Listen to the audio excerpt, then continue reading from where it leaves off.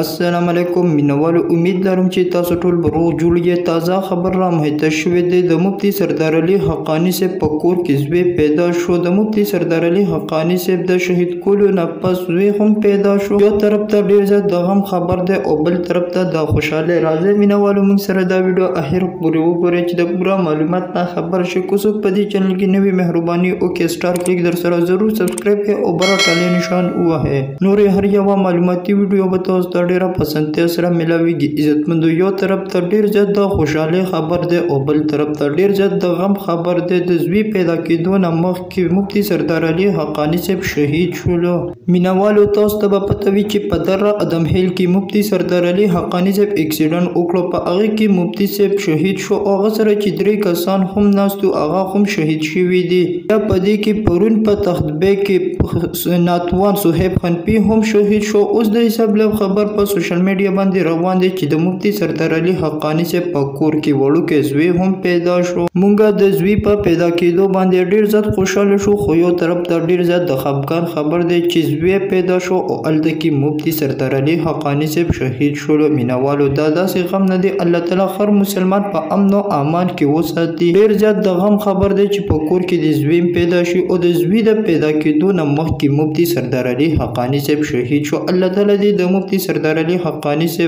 قبر د ګلو گلزار کې الله تعالی دې د رڼاګانو نه ورلاړ کی او کور ولله دې الله تعالی د زړه صبر ورکړي دا و زموږ نن نه ویډیو نورې معلوماتي ویډیوګانو لپاره په دې چینل کې اوسه وصل